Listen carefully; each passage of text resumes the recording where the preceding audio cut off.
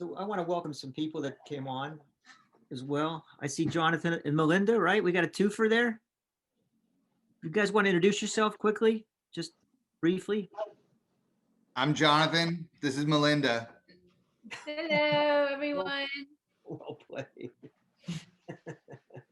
And Joshua, or Josh, I'm sorry. No one calls you Joshua. Josh? Hey, how's it going, guys? And Josh, how do you fit in all this? All right, I'm the media producer for Heart Powered Ventures. So I'm the guy who edits all the videos and puts up the weekly nuggets on the YouTube channel. I'm sure I'll get some good footage from this as well. You're more than just a pretty face, though. I keep trying to tell people that. I don't know. You have to go. And Stephanie, you want to introduce your friend here? Well, who? Pat, who just came in? Lauren. Holy cow, it's Lauren Gary. Lauren, I didn't recognize you. Is that right? Yeah, I've aged since I've seen you last in person. Hey, folks, I'm Lauren Gary. Dave and I met, 5 or 6 years ago, and I have reconnected in the last couple. And I live here in Birmingham, Alabama. So I met Lauren because I was on the board of directors of a nonprofit that was trying to give our money away, and we thought, well, we could give it to the poor, the Little Sisters of the Poor, but instead we decided to give it to Harvard Divinity School. Which has a really good Little Sisters of the Poor impersonation, right? Right. So, Lauren was doing development there. Another hard-powered guy. Thanks. It's really great to see your face again, Lauren. Really. You too, Dave. Yeah. Glad to be here. All right. Okay, Stephanie. And Pat, did I introduce you, Pat, or did you said hello to everyone? You did. I thought. Okay. Yeah. Good. So wow, this is good. I've always said that. So I've been reading a book called Pedagogy of the Oppressed by Paulo Freire. I've been reading that book for about 15 years. And it has an incredible analysis about just like oppression and just like a worldview. Instead of just an American view, it has a worldview. And what he makes the case that it resonated with me and I hooked onto it. And he said that that dialogue is revolutionary. And what he meant by dialogue, he broke it down. He said, not just talking. He said, because talking without action is verbalism. And then he said, action without reflection is activism. So he said, a true word is when you are reflectively speaking to one another, and through conversation, through dialogue. And it's just, he says so much more. I probably butchered up his profound analysis, but what I took away from that book 10 years ago was that the way forward is through dialogue. And of course, dialogue is relationships. And I still didn't have the full picture until I started to study some more of the Baha'i faith. And I was like, okay. And then I'm a race equity trainer. We talk, so it's like a combination of all of these of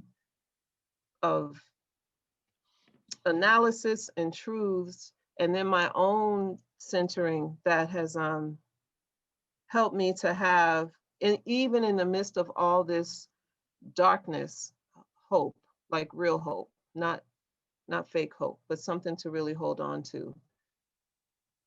In saying that, I shared this with Dave and Rennie before we got on.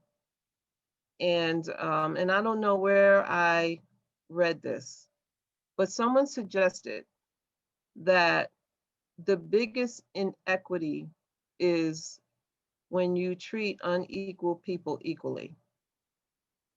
The biggest inequity is when you treat unequal people equally. And I don't think they meant that people are unequal, but think what they were talking about was like what Cholet was referring to and what Artem was referring to, in the sense that recognizing people's differences and like how they're, you know, differently treated. Mhm. It really does matter so that you're not marginalizing experience. So, you know, l- looking at the events that have been unfolding most recently in this country, for Black people, and I can say this because it's been a consensus kind of response. We've been very disturbed by the unequal treatment. That's been like a huge thing.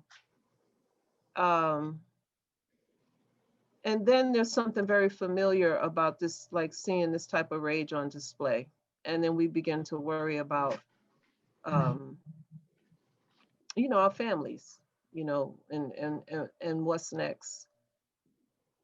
The difference is, and this is a huge difference, is that we're not, it doesn't feel like we're worried alone anymore. Yeah.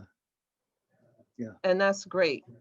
You know, before, like if we talk about Martin Luther King, you know, we were huddled in our churches and there was the rabbi, but there were very few um, white people or different people that were like in mass, you know, where we were trying to figure out a response, a peaceful response to live our values.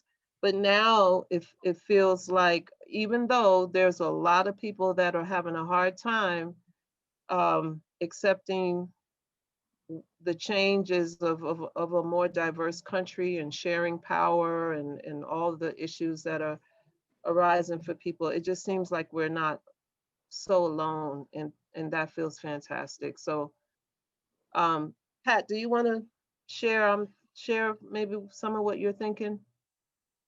Well, I mean, that rang very true for me. And I think we've talked, you know, a lot lately about how all of this that's happening. I mean, for some of us, and I think we just said the other day, for some Black people, myself included, when George Floyd happened and it brought all of this to the fore, I started to question myself as to what did I do with all of the other incidents that happened. You know, what did I do when Tamir Rice was killed, for example, right? And I realized, and I think as I've said before, you know, what happened was that those things happen. And because you know it's part of the structural racism in this country, you're forced to sublimate all of that. You know, it happens, you push it down, and you just keep going.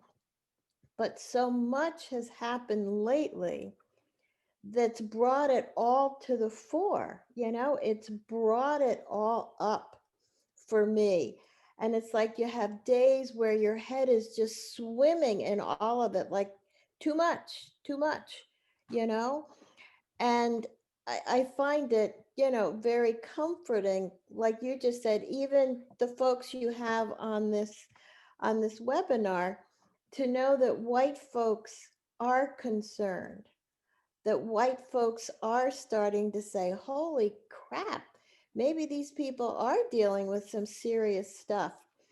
And I think, you know, somebody said a little while ago, listening to us share our experiences is very, very helpful. And I believe that that dialogue, like you said earlier, is really important. And then I would like to see folks that look different than us take it upon themselves. Once they know what we're dealing with, we can't solve this on our own. And people will listen to some of the people on this webinar before they will ever listen to me. And so I think it's incumbent upon people that don't look like us, once you know about what we're living through, once you know about what we're experiencing, please take it and do something. Do something with it.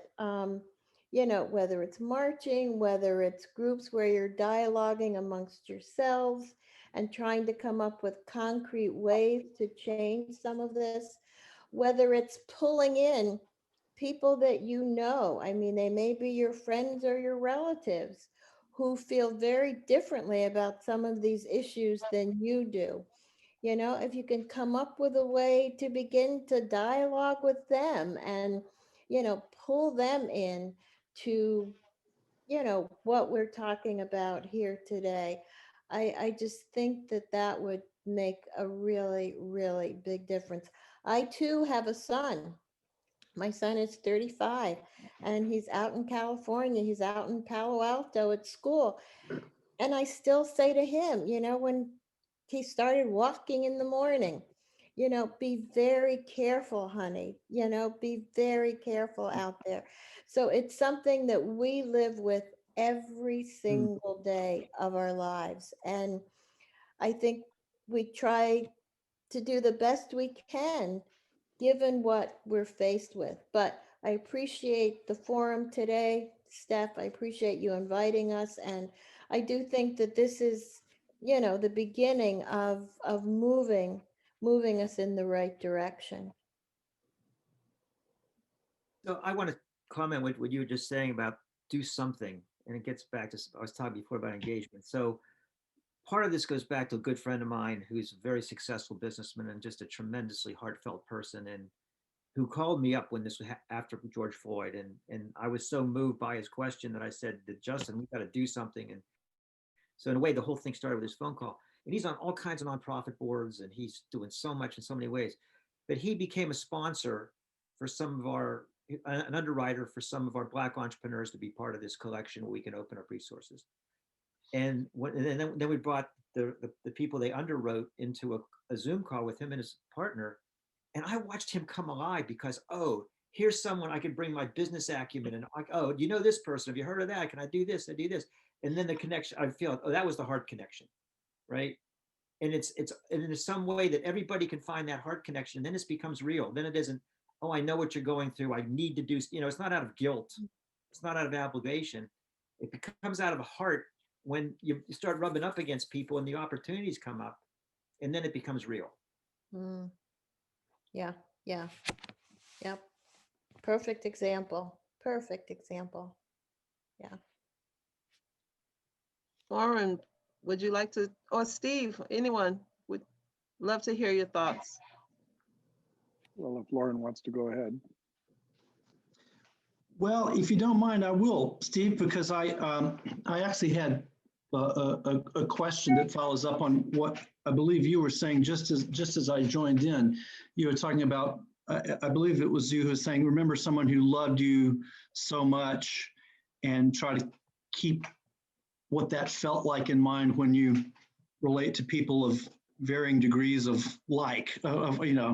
and extending that out.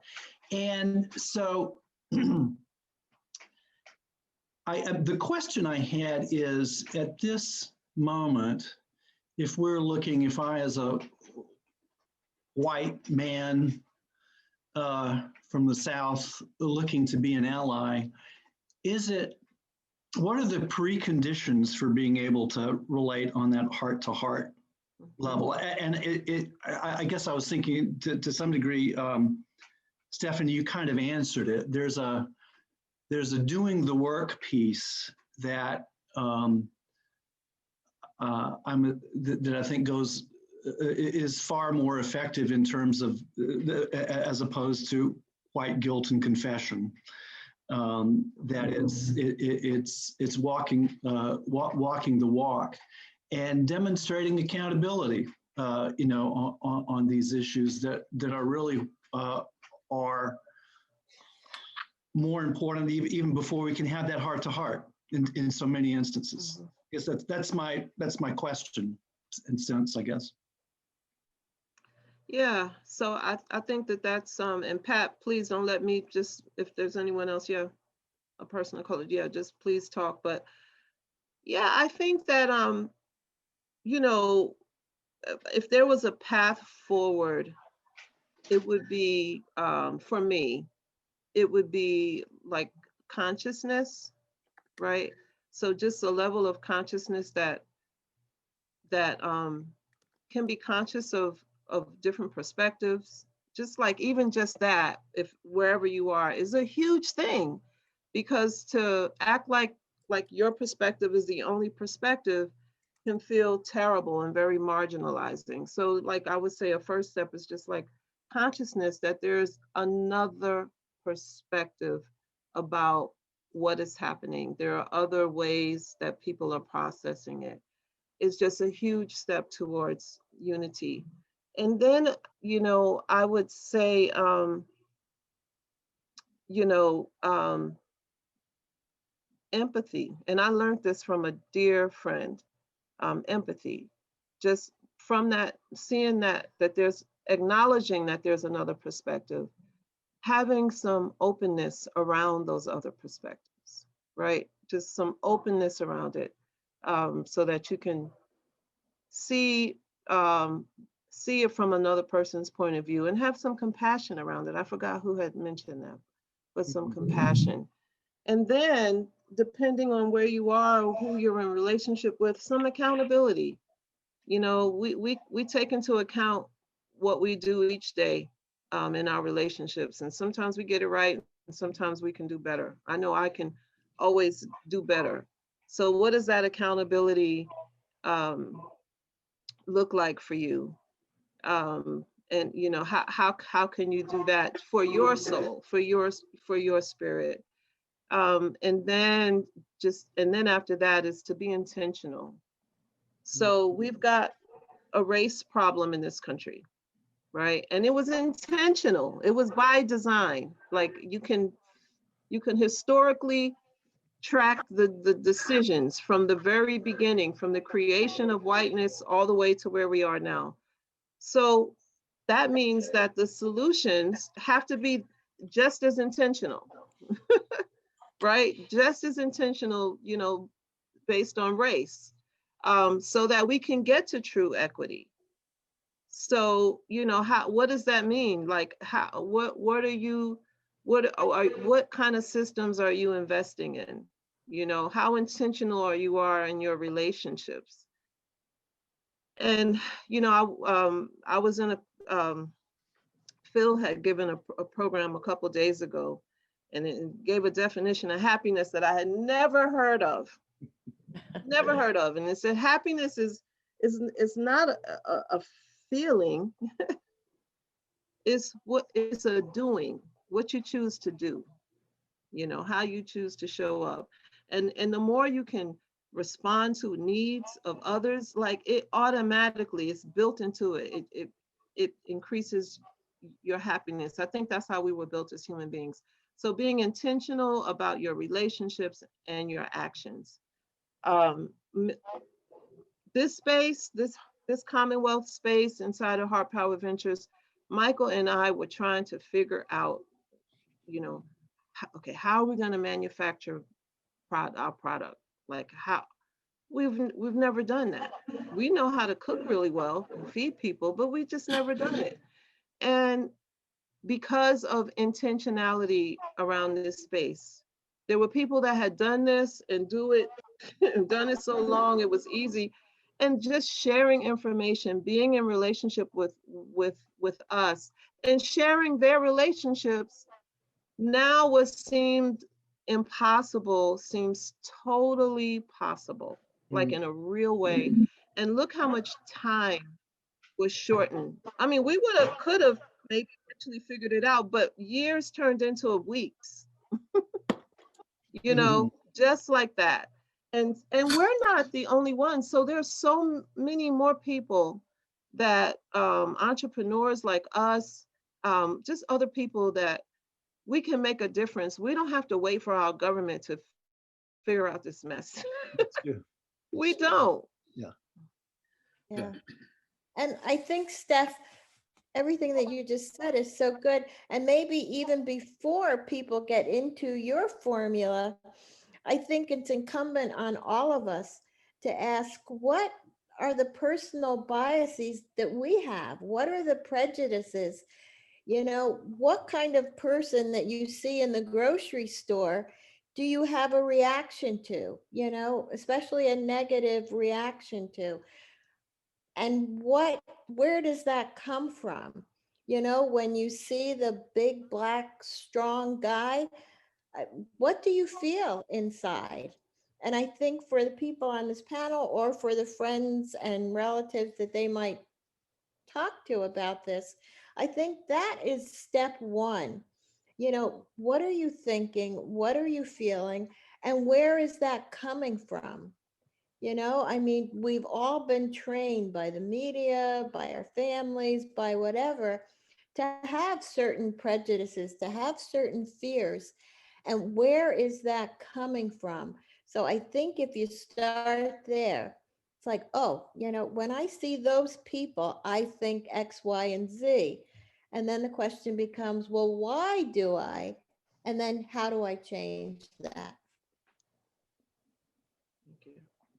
And I wanted to follow up something too, Stephanie, what you said. And also, because what's interesting, Pat, I'm finding is it's so much easier to suss that out or understand that in action and engagement rather than, you know, to actually when you have real friction and you're bumping up and you, I mean, I found out that I don't have things I thought were prejudice weren't prejudices, you know? They weren't prejudice against black. It was a prejudice because I don't like being disrespected by anybody, you know? So it's, and going back is what I'm finding through, we have this Web Squared program, it's Black Entrepreneurs, which Stephanie's heading up, and they're phenomenal people. And I and others, but I'm kind of spearheading, bringing resources in, connecting. I'm like a matchmaker. And I'm finding that there's inside almost every, so many white guys or white people is an activist waiting to get turned loose if you can just connect them to the right opportunity. Wow. Mm. That's So, great to hear. Great to hear. yeah, and I don't know if they're activists like this the most, but no, they love. There's something I was watching. I wondered, like my friend Danny, would he have been as excited working with Brandon and Tasha if they were white? Maybe, but I don't think so. I think it was something like, oh my God, I want to do something, and here's human beings that I can change their lives and change their businesses and change their communities. And there's a level of satisfaction with that. Wow, that's So great. yeah, I Yeah, don't know where to go Well, with it. But, yeah. yeah, really cool. Stephen, do you want to jump in and say something? Well, I was going to share more about my voyage in relation to Martin Luther King Day, which is Yeah, both more specific but also more general than some yeah. of the discussion going on right now. And I'm not going to tell the whole story. I'm like a skipping stone across water here. So I looked up the dates. Martin Luther King Day came into being in 1983. And the first, when you say Martin Luther King to me, the first memory I really hit is Mahatma Gandhi and the movie that came out about him in 1981 when I graduated high school. And it resonated to me, though the story was far away and long ago and all of that. The resonance to me where I was in Wisconsin was my discovery of bigotry within myself with respect to the people around me, which weren't people of color. They were townies versus country hicks and rednecks. And I'm speaking of all white people in this case, not even Latinos. And discovering within myself to change that. I didn't like that. It objectively bothered me. So I was like, how do I work that out? Now I'll leap forward several years. We moved to North Carolina. So I was in Wisconsin, now I'm in North Carolina. And race slaps you in the face pretty much when you move like that. I grew up where were no black people around, no people of color that I ever saw until my high school year, the senior year in high school. One black person moved into my high school, and I never developed a relationship with him. But I moved to North Carolina, and I was struck over and over and over again about how white people were serving me and giving me food and taking my money at the register and books I was getting, but it was black people doing the cooking, piling the books, cleaning the hallways, all of that over and over again. And I'd go back up north and go, wow, this is really, really different. But then there was another layer that came to me. In the South, everyone was pretty much warm to each other. If you followed the rules, everyone was a buddy, of some kind. They were gentle to you, they were kind to you, they were good to you, as long as you respected the rules. In the North, even though I was separated, I came to know the wider community, and I realized everyone was cold. It was incorrect, socially unacceptable to be distinguishing people and saying you're not good because of your color. But we weren't friends. In the South, we could be friends, and it could be an earnest friendship as long as it was following the rules of whatever is going on around us. And I found both disturbing. And it took a while for me to figure that out. I had to go back and forth to my home area several trips back to Wisconsin and then move back down here. And wow, this is life. And then I moved from the city into the countryside in Chatham County, thanks to my marriage with my wife. And, you know, that step of starting to do something, my wife and I decided to start a Martin Luther King observance. And the evenings were full of these large events that were happening in the high schools and some churches. But we started doing a daytime observance. And because of our religious inclinations, we immediately started saying, well, we need to bring everyone together. So we would invite, actually, we just initially ourselves, we started with finding stories from different religious traditions and just sharing them ourselves to whatever small audience we were getting at the time. But eventually we're able to find people from those religious traditions, Judaism, Buddhism, Islam, and themselves present their stories in these audiences, just to hear that broader perspective of everyone's engagement on the question of bigotry and difference and trying to reach out and find commonality. And only in that last step did I then reflect back, while I was an employee of the Chatham County school system, that all the history that I had grown up seeing on TV and encountering all these little bits and pieces that were far away and long ago were in living memory. You know, the Chatham County school system merged in the year of 69, 70. And there were people still in the school system in living memory who had lived through that. And nobody wanted to talk about it. I would ask questions. I'm curious, how did that happen here? You know, I hear about protests and things that happened in other places, but what happened here? They wouldn't even want to talk about it. So yeah, it's a big ocean and we're still swimming in it, and we can take little concrete steps, and I hope this effort of your all folks getting together for doing things on an entrepreneurial basis advances that process. But it's a bigger ocean than I ever imagined. And there's a lot of swimming that's got to go on.